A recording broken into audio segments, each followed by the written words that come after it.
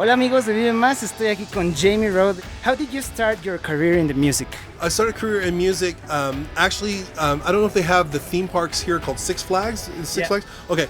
When I was 15, I went to a Six Flags amusement park with some kids at school on a trip, and they had one of those things where you could come and record a song, and I believe it was a Bon Jovi song, and I sang it, and all my friends were like, "Wow, you can sing!" And so they passed the tape around and stuff like that. So it's something I just did for fun, became like a thing where people were like, well, you should try singing. And so I just kind of did. But only a few years later, I did my first record with my first band. So I jumped in pretty quick. But it all started because I sang along at this theme park at Six Flags. What is the greatest satisfaction this career has given you? You know what? There's a lot of... there's been a lot of rewards for me, and and when people think of rewards, they think of money or fame or something like that. It's different. It's things like today, being here in Mexico after 20 years of recording Nunca te diré adiós, things like that. That means something to me. Getting a Facebook message from somebody that says, hey, someone gave me your music when I was a teenager, wow. And I did not, I had no hope, and God used that to basically draw me to Him. I get messages like that still today. Wow. That's the kind of stuff that's pretty cool. Wow, that's really cool. It really is. It really is.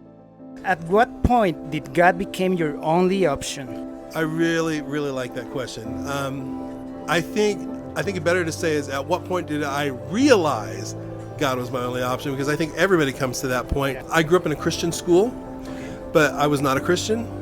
And the examples of Christianity around me were very hypocritical. Like I don't want anything to do with this and everything. And I literally, at a chapel service one time, had an experience where I really felt like God spoke to me at 17 years old.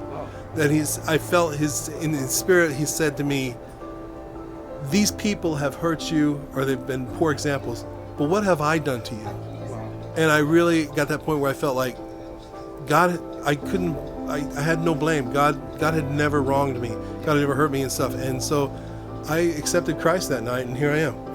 Yeah. I think a lot of people have more problems with Christians than they do with Jesus. Okay. And so if we get the humanness out of the way and look directly at God, yes, boom. Yeah, I know. What can you say to people here in Mexico who have not yet had a real encounter with Jesus?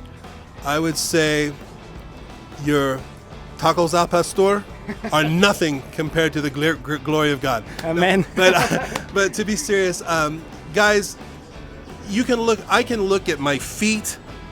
I was born with a foot that goes this way, born with a foot that goes this way, a hand like this, a hand like this. I was definitely created by a divine creator. Yeah. And I'm going to tell you something right now. You cannot exist in this world properly without a relationship with your maker. And that maker is Jesus Christ. I basically am going to tell you this. What you're seeking to fill in your heart is never going to be filled by anything other than Christ. And that's really it. And that's as black and white as I can put it. It's very simple. It's very true. And the thing is, I can't make you get to that point. I can't tell you what to do. You're going to have to get there. But I think if you examine the claims of Jesus, look at the Bible, see who He says He is, if you explore that, I think you will find out that God is not a liar. He's absolutely crazy about you. He made you, and He wants a relationship with you, and He's there waiting with open arms. Wow, that was awesome. So, thank you for your time. Thank you for all your words. And, amigos de Vive Más, nos vemos en la próxima. Tacos del pastor.